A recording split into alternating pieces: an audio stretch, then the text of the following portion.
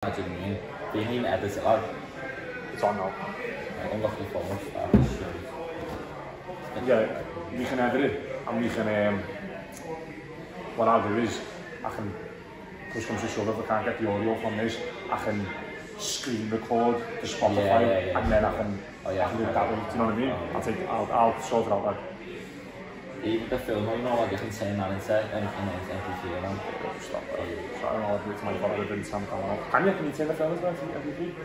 The 5, no. Not on the phone, you know, I know. Can you? Yeah. Okay, like ready? Go. 3, 2, 1. Welcome ladies and gents to episode 2 of the Boys from the Red Stuff podcast. We come again live in HD this time in colour from the Queen's Arms in Huyton. Another little chat today folks. We want to talk a little bit about the footy, about the past weekend. We've got a big game. This is a midweek special for us this. We've got a big game coming up on Wednesday night against Napoli in the Champions League. And then we've got a couple of things that we want to cover. So yeah, anything you want to add, lads, to the intro? No, just want to say a big thank you to everyone for the kind messages and support we've been getting over the last, what was it, 3 days ago? Yeah, so I think we recorded Thursday. No, Wednesday. Was it Wednesday? Yeah. We recorded Wednesday and then we launched Friday. I woke up on Friday morning, you'd sent me you'd published it. The feedback's been amazing. Like it's been, everyone's so supportive. At the moment, we've had 72 listens on the last podcast, but that number is like, if you would have said to me last week, like, you know what I mean, 72 listens, I would have been like, it's like, I don't think I know 72 people, so that's good. Well, we got 70 followers, so 2 people. Yeah, we got 2, exactly. Yeah. You listened to it twice. But no, it's been amazing. Can't thank everyone enough. All I want to say is that everyone has anyway, but you just keep sharing the photos, telling you about it, and we'll sort it out. Definitely. But yeah, thank you very much for listening, and I hope like we're looking at keeping it in the 30-minute range, aren't we? To keep the attention grabbed, and you know, we don't want to be going on for hours. Like I don't want to be speaking for hours, so we want to keep it short, snappy, and you know, keep it going. What we will do is we will, at this moment in time, plug our social media, which we did a terrible job of doing last week. So Instagram is @Boys from the Red Stuff. Twitter is @BFTRS Podcast. YouTube is Boys from the Red Stuff. This episode's going to be the first one. So you need to be making eye contact. This episode's the first one that's coming out in video, which we're excited about. You know, it's a good one for the fans, isn't it? To be able to sit here and have a drink with us, you know what I mean? There's a pint of the black stuff there for you. Alright, Sam. So I think that's pretty much it. We've covered the intro. Straight into the Palace game, lad. What do we think? Let's get it right in saying that due to Saturday's antics, VAR, oh yes. Alright, let's rewind to Saturday. I was unable to watch the full 90 minutes due to being in the middle of Haydock Field, losing all my money. To a couple of donkeys. Yeah. You still got them camel races, lad? A few of them. You need to bail it, lad. You need to ask. But yeah, no. So basically, from my perspective of listening to it in the taxi on the way back into town. Obviously I've seen a few things of the stats, but what I heard generally is that it'll be a bit flat, you know what I mean? But what we'll try and get to in a point in a minute, which I want to try and bring up.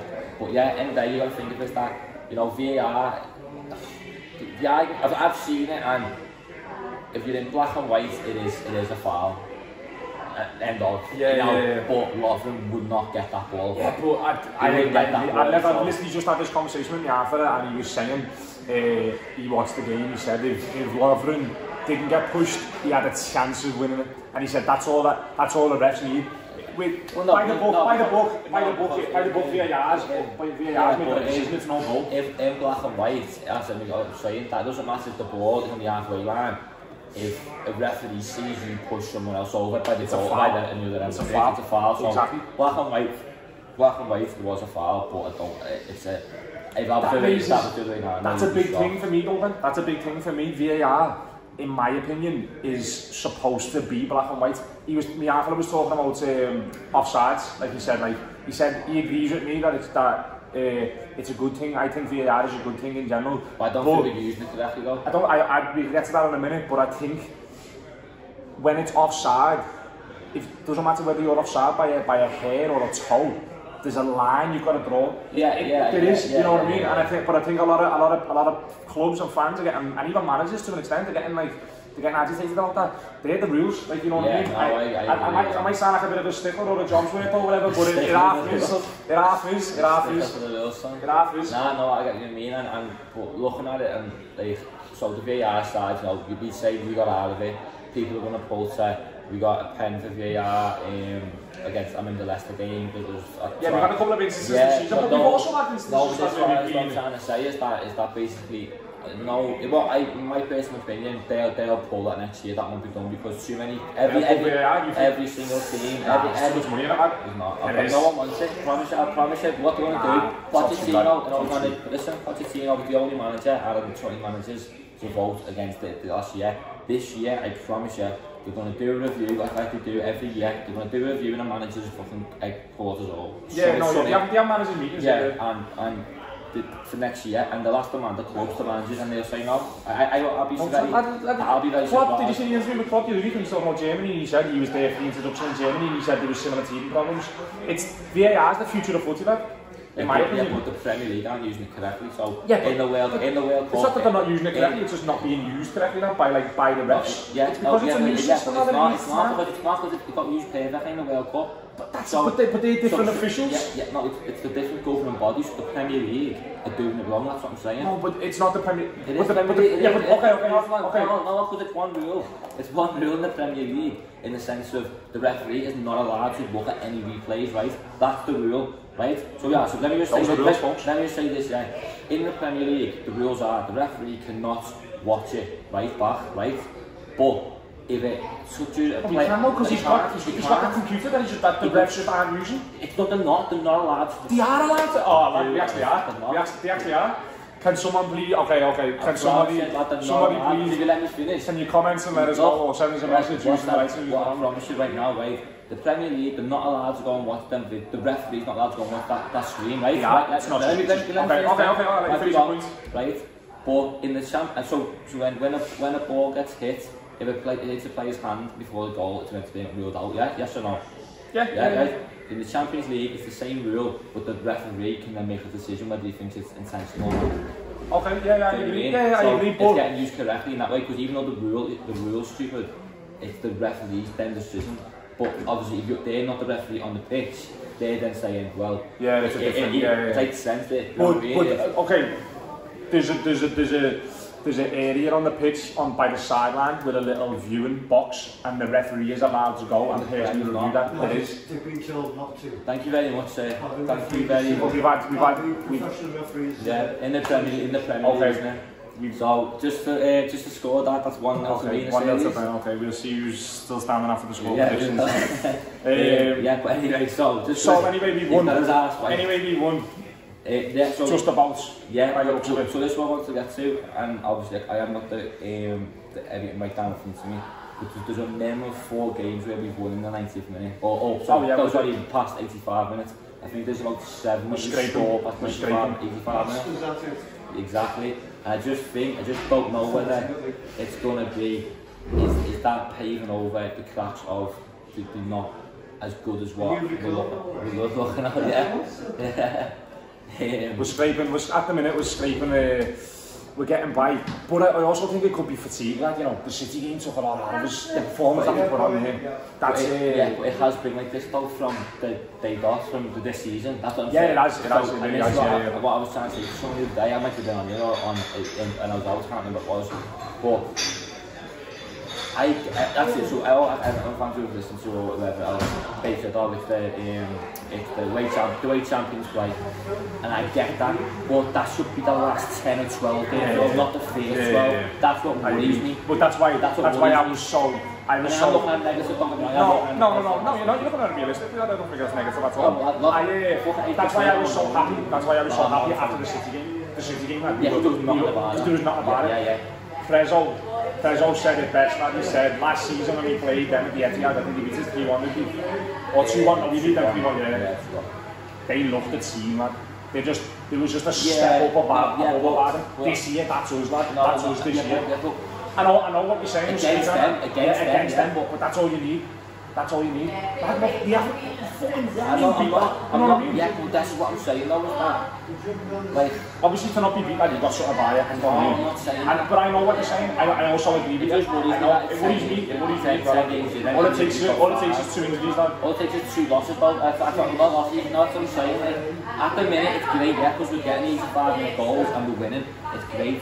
But what happens in them games, the amount of games that we've got them, they don't happen. That's what I'm trying to say. Yeah. So I'm not saying we're lucky because obviously we're pressing teams and making them fire, and that's what's happening. Okay, so moving forward, who have you got the weekend? We're not Napoli next. I know we've got Napoli next, but who have you got the weekend? Brighton on the road or on? No, we're on. Everyone takes it right now. You're not going? I like you. You don't release the newly promoted team. I might be asked. Decent. I'm just lying right there, but yeah, sorry. Sorry about him. Okay, so that's Crystal Palace, the bed, yeah, we both agree that we are shit. VAR is half shit as well, but we're still top of the league, that's all, because always optimism, isn't it, you know what I mean? So moving on to Napoli. Wednesday, Napoli. I'm going that one, mate. You going? Yeah. You looking forward to it? Who you going with? No, I fucking hate the Kings. Who you going with? I hate them. We had them, mate, yeah. Same seats, while on the road, next to their fans, so they're always a good bunch, Napoli, because in yeah, decent. So I'll be getting it just for kick off, I'm not booking to them. Anyway, but now, yeah, it's hard with the Champions League this year, because I'm not that I'm not asked about it, but your priorities are in the league now, so it's like, yeah, get the game, get the results, and just get through, you know what I mean? Yeah. Lampard said it best at the beginning of the season, and everyone took piss out of him. But it was the fact of, he said that the competition is in 2 halves before you qualify in the groups and then the knockout stage. And everyone's going, well, fucking hell, Captain Obvious. But I get what he means. He's like Michael Owen, usually the team that scores the most goals wins the game. I get what he means. Yeah. Football's a game of 2 halves. He's boss Michael Owen, man. He's proper boss. I get what he means, though, in a sense of, like, you know, you want to get through the group, yeah, but like get through it, and then when you get the knockout, then you start going right. Let's It's a dog world in the group, and you know what? I'm looking forward to finish the game. They need the result. I think I know that points everything, but if they don't, you always struggle against them, don't you? If we win, and then Salzburg against, I know Salzburg needs to get the results against us without them getting the results against Ghent. Napoli against Ghent in the last game, but it's still has that added pressure. So Napoli will be up for it. We'll be up for it because we're in a good mood, good form, and you know, Champions League, I'm great. But no injuries, don't we? If anything, we've got people coming back. No Salah's on the bench really against. I don't reckon he'll play him on. I reckon play Saturday. Then again, you know what? You might not have played them Saturday. So we can play on Wednesday. Yeah, that's what I'm thinking. The Champions League, a big games where they don't seem to miss out on. Yeah, definitely. I think being, you know, managers can be accused of sitting out competitions sometimes. Being a Liverpool manager and with the Champions League, you've got to go all and having every game, man. Every game. Certainly do. Brilliant. So they've got some team news, and Singer is he's got a score pass. Yeah, he's the little angry Italian Napoli fella. He scored last year. Maradona incarnate. No, sorry, I was thinking last year's one that he scored. Yeah. Give it a go. All this to the, you know what I mean? Boys in the shit. Yeah, you're getting. Be careful. Just be careful. It's one of the fun things. If anyone wants to step in for Ben next week, I'm afraid. Yeah. Don't worry about it. Okay, Sam. Score predictions. I'm saying 1-0 the Reds. I think we'll sweep a 1-0 out. I'm saying 1-0 the Reds. I'm gonna go for. I'm going Mane 1-0. 3-1 then score first. Decent that, lad. I respect that. That takes character, that lad. Some of the other Champions League games going on. We've got Madrid. They're playing. Yeah, to be honest with you, you know, we haven't got the full fixture list in front of us, what we charge to do, what we can't do at the minute. So I don't know who's playing now. I'm just really interested to see Nino or Tottenham. I'm not 100% sure, but I'm just interested to see. Because he won, didn't he? He won. Yeah, first game on the road since January or something. No, not very great, but Still, man, it's still, you know. No, I'm just interested. I think this is the one he'll be more asked about in the Champions League. So that's why I want to say on here, because I've got the games in front of us.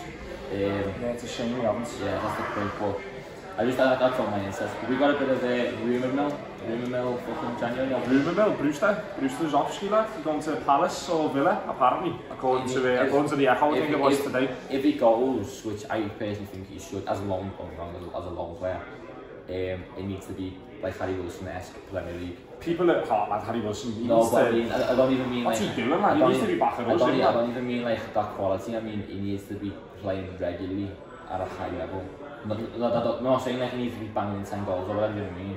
He just needs to, you know, he can't don't go to fucking Leighton Orient. Yeah. But you know, it's make or break in his career, I think with Liverpool. I'm only 18. You think it's make or break that? No, but if you know, he needs that experience because he's probably got another 3 years, I'd say, until he's 13. Look, that's it. Yeah. You know what I mean? Realistically.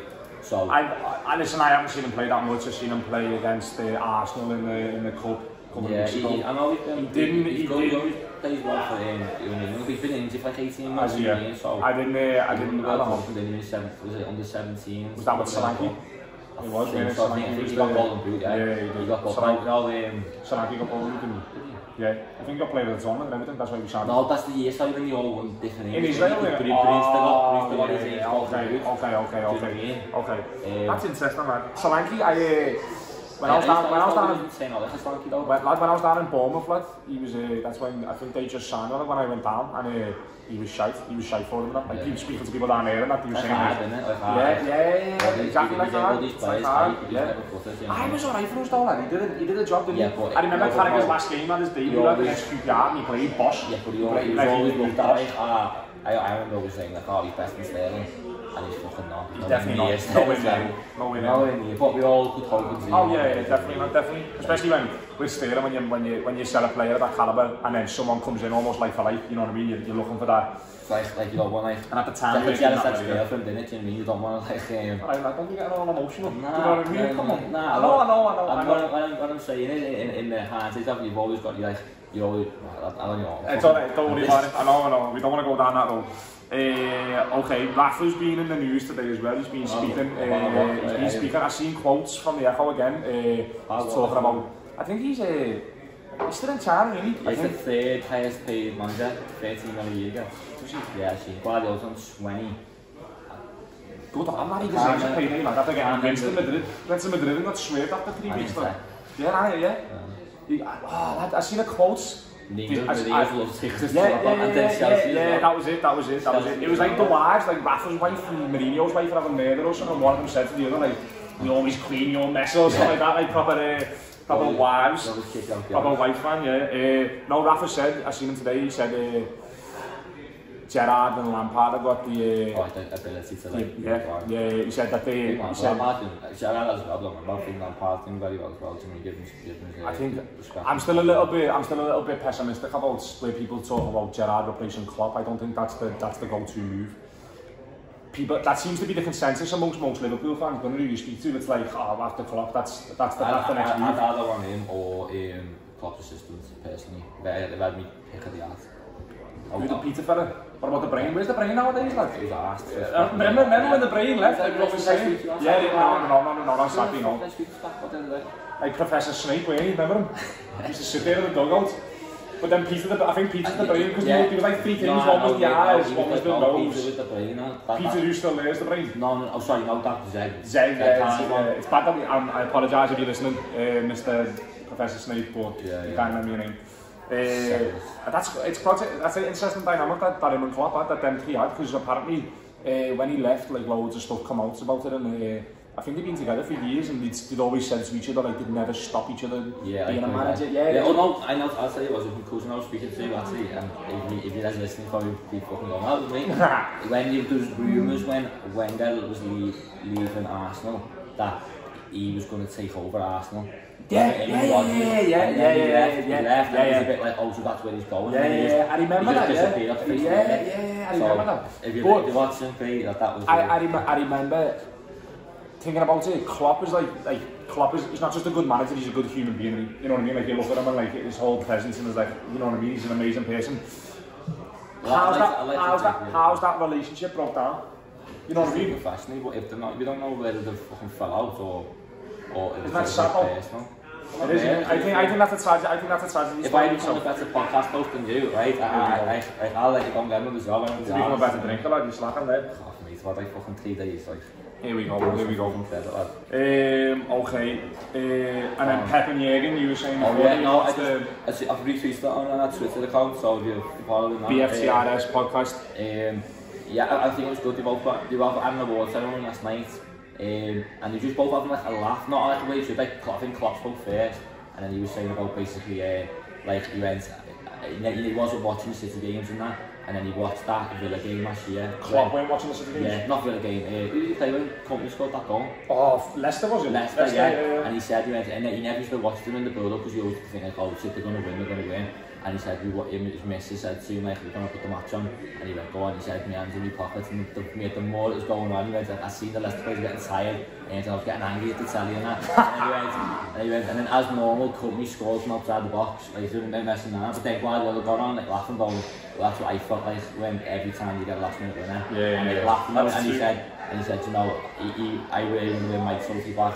And he really wants to win the Premier League, so maybe we can swap. No, I mean, that was like a joke on Liverpool fans, really, last season, remember? It's like a common it is, I don't think it's mentioned, because I think it was, even though the rivalry's there, it's not like where you hate yeah, it's more about a professional rivalry, isn't it? Yeah. It's like an admiration for each other, like the two teams, the way they play. So I thought it was good that basically, when they carried it on, when the whistle's gone, they can kind of be like, you know what, you're good in your field, I'm good in your field, I think, and we can get on with it. You know what, I think that's a trait that they both had to have to reach at the levels that they're at. I think, undoubtedly at the moment, they're the two best managers in the world. I think I can say that with confidence. Would you agree? Yeah. To get to that point, I think you've got to have a certain level of willingness to learn and to be humble. You know what I mean? You've got to be able to take on board. You've got to make mistakes, exactly, and you can't be bitter and twisted about them.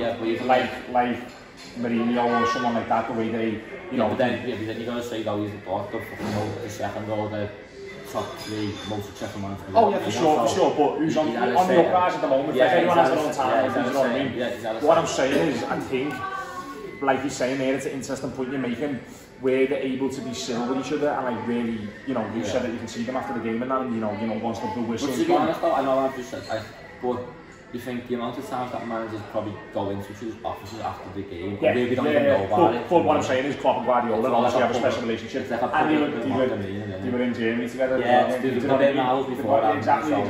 But I think that's a common trait of people who are successful. They have a certain level of just a level of open-mindedness really, and they're willing to be humble and stuff, which is, I think that's important, and it's a nice thing to recognise in someone like that. Right, do you want to go on to just stuff that happened around the city? Do we want to get into that or not? No, leave that for now. That'll be another. That's a little sneak peek for you. So, all we're going to do is, what we're going to do now at the minute is just one little random topic. We're going to then do our one random question that I know it is all like, and then we're going to, I'll wrap it up with a few thank yous and whatever else. I've got a question this week, I didn't think about it. Let's go around the city, let's do the scores on the doors. So in London, today, Uber have lost their licence. Didn't that happen about 3 years ago? Nah, they were talking about it, but they appealed against it. It's today, it's been swerved off, like, you know what I mean? Yeah, so it's definitely. Yeah. So you can't get an Uber? You can't get an Uber in London. Not at the moment, no. We didn't fuck on Saturday night, wouldn't we? Like, tell me about it. Jesus. Joe Anderson said today he's gonna think about it for Liverpool. What are your thoughts on that, lad? What are your thoughts on? You could say, what are your thoughts on Uber? What are your thoughts on Uber? I've got to think of a customer, because as a customer point of view, I want a taxi as quick as I can. You want seamless service. Yeah, I want to just. But also you're a lad who can also take care of himself. Imagine being a bird, you know what I mean? My main thing with the Uber thing is that it's pushing out like other cab drivers, like that, you know what I mean? Oh yeah. Because it's just like Formula, isn't it? Like an American firm will come in over every year and be like, you know what, we've got more money, we're going to do this, and we've got independent local taxi companies. No, and after man, I'm not saying they're the best, like, but I just think as a customer, I just want to get a taxi as quick as I can. Yeah. It's very convenient. Saturday night we were both spazzled, yeah. If we would have rang up Delta if we would have got down to, he would have went to you now, mate, you know what I mean, half an hour. I've just went on my phone, went on the app, booked some fella, 2 minutes later he's turned up, nice car and that, got in, he's got tunes on, he's a nice fella to chat to. I can't agree with the fact that's exactly. I remember saying on his dog. I agree with, yeah, you're going to jog in, you're going to jog in, yeah. I agree, customer level and that, it's a brilliant, but I agree with your point where you're talking about that's globalism. That your career's a tax driver, mate, you don't want them there. You definitely don't. So, yeah, that was it. That was it. I've got a random question for you, and because I was thinking about it all week. Here we go. He threw it on me. He's been stewing. I threw it on his toes last week. He couldn't handle it. He's been dwelling on his own stew. What in life, 23 years of life, are your favourite crisp and why? Crisp, lad? Oh, like at the moment, or just like if I had to assess every single crisp? All times, number one. Don't want Fuck me, mate. This is half heavy, this. Number one crisp. Sensations, lad, they're up there. They're the first thing that comes to mind. Is that what that means? It is, isn't it? Once something springs into your mind, that means it, doesn't it? Yeah. If I was in the shop and there was no more crisps, sensations are the ones that you've got to go for. Yeah. What up? I know that's the next question. That's the beauty of the topic. I haven't got a question for Ben this week. I haven't thought of one. Well, you can do one on Thursday and then I'll agree. I'm going to hit you. I'm going to hit you one, lad. I'm going to hit you one. What's your favourite bevy? Yeah. Just put it on his head there. It's nice. It's going to be, it's going to be a Bud Light. Oh my God, lad. What the? Bud Light every day of the week, lad. Keep on being on me. Not I'm on the black stuff. I'm on calm, really. But yeah, not exactly. too heavy in your stomach. Reasonable price. Bud Light, lad. You could I need to get over that America, you lad. I'll be fucking lovely. Yeah, you would, lad. I'll be fucking skin pal. I'm already skin, that's it. That's enough, that. Okay, what time are we on? Let's have a look. Okay, so we're going to wrap it up. Ben's going to go into some sponsorships. Yeah, so again, like Jacob said there, with same location. So again, big thank you to the Koreans Arms for letting us film and recording here. Again, if you're the next time in the same station you want a pint, just pop in. A big thank you to Jack Preston, who has now designed our official logo and thumbnail, which will be available on Instagram and on our available, we're not spinning it. No, but I mean, it's available to see. Are you on the way? He's like when all scatty. Available to see. No, but in a sense, because obviously Jack's line of work, so we'll tag them in a few of our posts, and if anyone needs any graphic design work, get on and try and give it a good place. A big thank you as well to JR Scents, who helped us publish our page. They sell scented sprays, car diffusers, free local delivery, family-run business, and that's all great. Another big thanks to Butler's Boutique, handmade hair bows, bands, hair bands, loads of sizes. Again, big thanks to the pair of them for promoting. These will all be in the description as well. Page, yeah. Everyone's going to get tagged. JR Scent and Butler's Boutique are in Woking Village this Saturday. You didn't mention it. That's where you'll catch us. If you want to do a meet and greet with the boys and the red stuff, you'll catch us in Woking Village at the Elephant. 1 till 7 p.m. What's going on? I think they're turning the lights on, so they've got basically independent Christmas markets. Turning me on. Well, they're both going to be there. There's going to be other great businesses there, so if you can get down, help independent people, independent businesses, then that'd be great. But like I said, we'll tag all this in our video. But yeah, thanks for listening, and up to Reds. Thank you very much. Up to Reds, shop local, don't vote Tory, whatever you do, go to sleep. And don't buy the sub. Yeah, Just literally read something like the sun saying